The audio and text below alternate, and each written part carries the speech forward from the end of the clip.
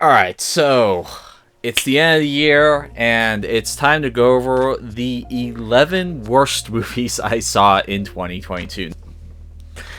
So, at number 11 is one that honestly I'm cutting a lot of slack for, and that's why it's so low on this list. The one at number one is just like, you had no business being this bad. But this one, it's like I kind of expected it to be kind of bad, and that is Ambulance by Michael Bay. Now, like, this movie is just batshit crazy. There's some truly like logic defying moments. It's like, that would never happen. That wouldn't happen. That wouldn't happen. Where are you getting all the logic from here? And like, it has Michael Bay's name all over it, almost to a fault. Now, I will say that, personal note, I do not like the Bad Boy movies. I know a lot of people love those first two movies, but I did not care for them. They're like the only Michael Bay movies that I kind of just walked out on because I just couldn't follow them. I mean, I can watch the Transformer movies, no problem. I loved his biopics, like Pain and Gain, and especially 13 Hours. Like, 13 Hours probably is his best movie. But, like, The Rock was great. And so, like, Michael Bay, I always cut him some slack. I know he's not the greatest movie director of all time, but I still have fun when I watch him. So I gave Ambulance a try. And were there moments in this movie I had fun? Absolutely. There's a couple of scenes. It feels like Jake Gyllenhaal was having a blast. And like, just kind of chewing up the scene. But ultimately, how it ended, how it went down, it's just... Yeah, I didn't care for this movie. I may watch it again at some point, but ultimately, yeah, no, I did not like this movie. At number 10 is one that might be a little bit of a surprise for some people, but Smile. This was a surprise hit for horror aficionados, and Smile, for the most part, is a decent horror movie, but the reason why it's on this list is because of the ending. The ending is one of the most cliche, predictable endings you could possibly imagine. Take the ending in this, and then pull out 100 horror movies. I can probably pick out, of those 100 horror movies you pulled out, about 50 of them have the same exact ending as this movie. And it's just like, when I saw the ending, it's like, no. I will not stand for this. I'm sick and tired of getting the same exact ending on so many of these horror movies.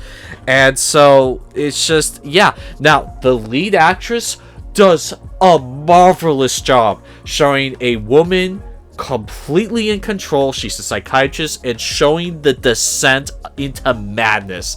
She convinced me as being a woman unhinged, going insane. That woman deserves an Oscar nomination, but unfortunately, since I don't think it came out at the right time, I think it came out like September, so obviously the Oscars were stubborn, probably because they only look at movies from October to December. I don't know, maybe it did come out in October, but I mean, like, she did a magnificent job. Like, absolutely, she was killing it. But unfortunately, the ending is just unforgivable. I am so sick and tired of getting the same formulaic ending over and over again on horror movies. I'm not saying that it has to be a happy goody two-shoes ending, but come on, do something creative, okay? You could have had her, she, like, you know, because she resisted, she became the new entity, or something like that, but she had full control. Like, just try and do something effective. It's just like, hey, let's do the same tired old cliche ending that every other horror movie has. Okay. And so, yeah, it just kind of pissed me off. At number 9 is Moonfall. Now, a lot of people have been throwing Moonfall on this list. Penguin Zero had this at his number 1, but he like said this is like the greatest bad movie ever made, because apparently him and his friends had so much fun watching this. Okay, I mean, hey, if you like watching something because it's bad, sure.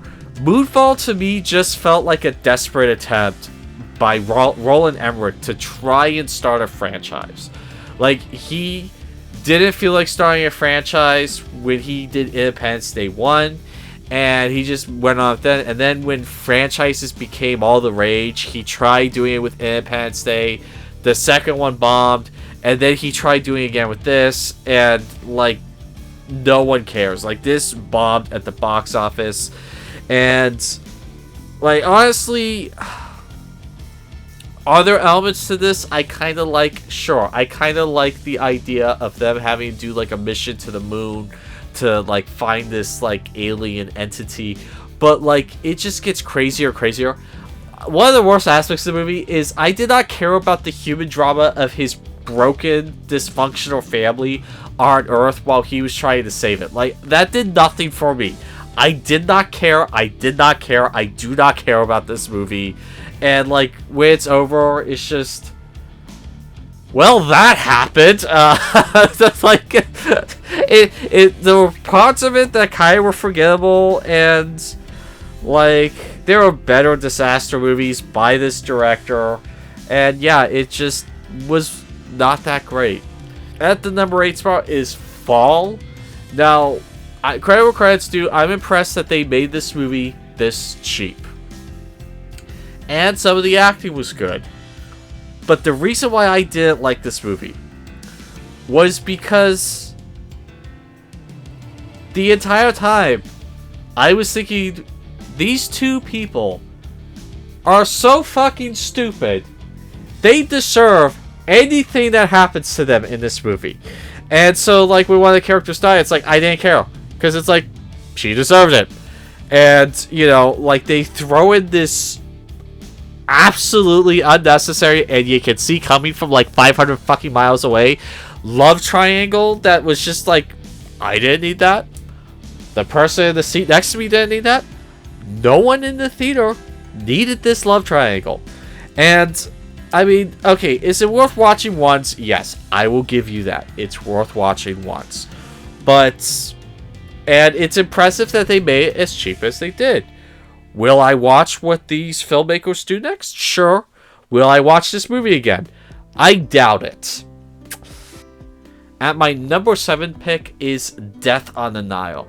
Now, credit where credit's due, they toned down Kenneth Branagh's mustache like 100-fold, and I was thankful for that. In Murder on the Orient Express, his mustache was so fucking insane. It was just like, are you serious? I was laughing my ass off at how ridiculous his mustache was, like, all over the place. It felt like he had a plastic porcelain mustache on. That's how ridiculous it looked. And it's like, no one in the history of mankind ever wore a mustache like that. It was so ridiculous. And, like, comparing Murder on the Orient Express with the actual good one that came out in, like, the 70s, it was like night and day. Like, the new one, yeah, you got a lot of well-known people, but the original one was so much better. And the same thing here. Death on the Nile was like one of the most known Agatha Christie murder mysteries. And if you want to see that story, I highly recommend, if you've never experienced that story, go check out the Peter Ustinov Agatha Christie Death on the Nile. It came out in, like, the 70s, and, like, that is so much better than this one. This one fumbles the reveal so bad. It doesn't do the story justice, and the original one is so much better. The characters are far more addictive to follow. They're far more entertaining, and, like, yes, this one has a great cast, but it doesn't beat the original. If you've never experienced this story before, go watch the original one. Then you can kind of try this one to see how Gal Gadot does with her rendition. But, I mean, like, that one is so much better. And it's better to have the surprise happen to you on the original one than on this one. And another funny note is this is probably the last movie Armie Hammer is ever going to do. Since the guy, you know, came out and revealed that he was a cannibal. So That was kind of horrifying when that happened. It's like, yeah, I don't think anyone wants to work with him now, since the guy said he likes eating people. So, and more horrific stuff. So, yeah, probably the guy's last movie is Death on the Nile. Now, my number 6 spot is Blacklight. Now, a lot of people give Liam Neeson shit for his action movies. A lot of people say, please stop making action movies. And, like, honestly, most of them are very enjoyable to me. The 3 Taken movies. Yes, first one's best. Second and third one, were they messier? Sure. Did I still have fun with them? Absolutely. Non-Stop was a fun movie. A Walk Among the Tombstones was fucking excellent. Probably one of Liam Neeson's best movies. Just, damn, that was a great movie. You know, like some of his others, like one of his more recent ones, Memory. Yes, it has problems. I still had fun with Memory, with Guy Pearce and Liam Neeson. It's not an amazing movie. It has problems, but it's still fun. But Blacklight, holy fucking shit, did this movie suck. Like, it sucked ass. The writing is terrible. The scene layouts are terrible. The action sequences are terrible. The surprise is terrible. It's like everyone could see the surprise coming from miles away. It was not anything new or revolutionary. Like, the writing, the dialogue is just all terrible. Like, there is no redeeming quality to this movie whatsoever. It's just like, Liam, my man, what the hell are you doing, okay? Like, you are on a roll. You're doing some really good movies. Even, like, The Commuter, which is kind of a boring movie in terms of his action movie roles, it's still watchable. It's still okay, and it has some exciting moments. It's not his best, but, like, this is his worst movie, Blacklight. Holy shit. At number 5 is the Amazon remake of Goodnight Mommy. Now, I never saw the original. I wanted to see the original. And, like, when I saw this on Amazon, I was like, okay, I might as well watch this. I like Naomi Watts as an actor. But, like, honestly, like Smile, this had a super predictable ending. And just kind of a downer note. Like, holy shit.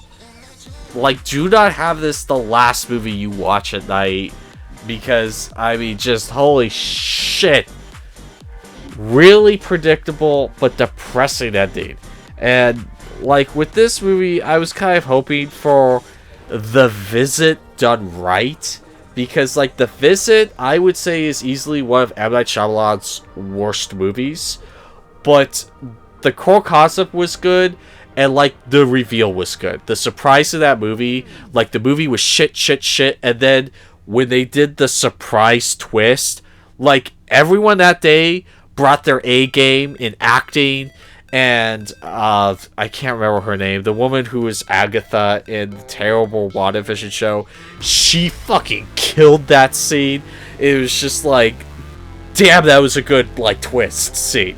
But then, like, the movie went downhill again. It was like downhill, peak, downhill. And so I was hoping that Goodnight Mommy would kind of be that similar story, but just uphill the entire time. And, like, the acting's good for a child actor. It's really hard to have good child actors in movies. And, like, even though the child actor was okay in this, infinitely better than the fucking shit actors that played the kids on WandaVision. Holy shit. I've never seen shit acted like that before. No, and at least this kid could act. And so, like, I was just, ultimately, it was more of a disappointment than just, that was terrible. It's like, overall, like, all the pieces fit together. It's just, like, the payoff just didn't stick the landing for me. Now, at number 4 is Doctor Strange in the Multiverse of Madness. I was hoping for this one to be great, and there were aspects of this movie that were excellent. I love the choice of villain. I did not like the execution. I did not like that it happened off screen. I did not like how it didn't go on for a couple more movies. The shit actors that played Wanda's kids were back, and they did not improve. The ending was laughably lame, like just so bad, and like I was so disappointed in this movie. I thought it could have been amazing. They just had to, stick the landing. The jump was good. The jump for this movie was good. The landing did not stick, and it's just so disappointing. And it's probably, there would have been more MCU movies on this list, but that was like the only one I saw in 2023. I did not watch Thor: Love and Thunder because I knew it was going to be on this list. And so, at number 3 is Firestarter. Now, I made the mistake of watching this back to back with the original Firestarter with Drew Barrymore. And while the effects aren't as good in the original one as they were in this one, the original one, just the story was better told in it. The characters were better, the situations were better, and like the ending payoff was better in that one. In this one, the ending felt like they ran out of money. It's just like, oh shit, we're out of money. Just end it. Like, here? Yeah, just end it here. It's like, okay. And like, more happens in the original than this one. It's like this one, they spent too much time on some of the scenes that they only spent like 2 minutes in the original. And so it just, I felt the original one was a better made movie than this one. If you could put the effects of this one in the original one, you'd have an amazing movie. And so, yeah. At number 2, and this one would have been number 1 if it wasn't for the number 1 spot just stealing it from this one, and that's Interceptor. Interceptor is a cool concept, but it is so batshit ridiculously crazy, it doesn't work. There's some movies like Carter that came out this year. It's so batshit crazy, but it's like, just enjoy it. But this one, it's like, that would never fucking happen, right? And that would never fucking happen, right? And it's just like, this is just stupid. And it's a stupid movie. And Interceptor, it's one of those like Die Hard type movies, but with a female lead. And that could have worked. It stars, I cannot pronounce her name. It's Chris Hemsworth's wife. She was in the Fast and the Furious movies. And she's in this. And she's basically played like this former captain, I think. She gets posted to this oil rig that the US military has retrofitted to be the one and only line of defense against a nuclear launch. Which just automatically, it's like, you do know that an idiot would not have their nation's security set up like this, right?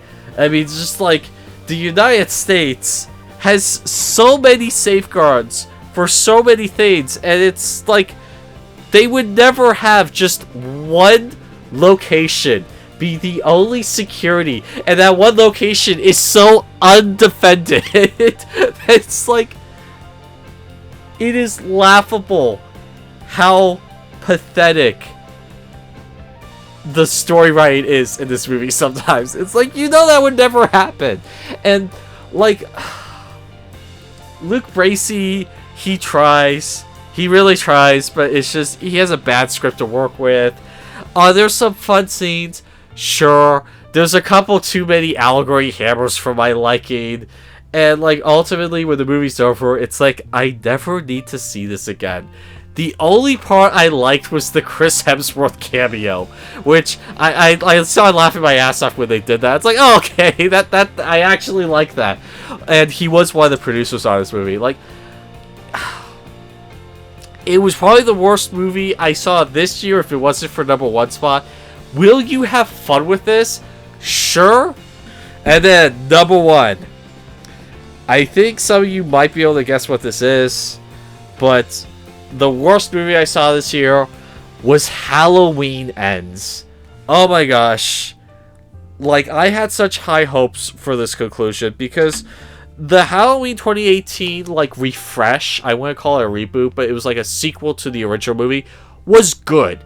I would say that was a good, like new sequel. And then Halloween Kills, it's like, okay, it's not as good as the 2018 one, but it has some good moments, and it's trying to like do like this social commentary about how people are quick to judge people, and like I guess that is okay, but like I wasn't quite getting it. So you kind of stumbled with Halloween Kills, and maybe Halloween Ends. You stick the oh no, you just fell flat on your face, and like the filmmakers, they decided to have the entire focal point on a new killer, not Michael Myers, because they wanted to like try and make people humanize with the killer, but they realized the error of doing that with Michael Myers, so they just introduced a new killer. It's like, hey, you could have done this with a brand new movie, but when we get a movie called Halloween, we expect to see Michael fucking Myers, okay? But even if the story was good, which it isn't, some of the acting is really fucking bad. Like, just absolute dog shit. And, like, holy shit, some of the worst lines came from Jamie Lee Curtis. Like, I used to just believe straight out, Jamie Lee Curtis is a good actor. She kills any role she's in. I just naively believe that. No, apparently if you give her a bad script, she will give you a bad performance, because there are some truly awful lines in this delivered by Jamie Lee Curtis. It's just like, is that the woman I'm thinking of? The woman that was in True Lies. She was in Halloween. That's her. Okay, I'm just terrified because that was terrible. And it's just like, the only good part of this movie is maybe the ending, and that's when something actually happens. But apart from that, like, no, this was a terrible conclusion to the Halloween saga. It's like someone else is going to have to do a new attempt to try and finish this, because like that is a terrible conclusion to the Halloween saga. And yeah, so that's the worst movie I saw in 2022. So what did you guys think of my list? What were your guys' 11 worst movies you saw this year? My 11 favorite movies I saw this year is coming. I just want to check 2 movies out of the way, make sure that they're not on the list or whatnot, because I already got 11 to go. It's just I haven't done them yet, and who knows, maybe those 2 will hit my worst movie list. I have to redo this whole thing again. Poor me. Anyway, my name's Chris Rakov with 11 Hour Reviews, and that will be all.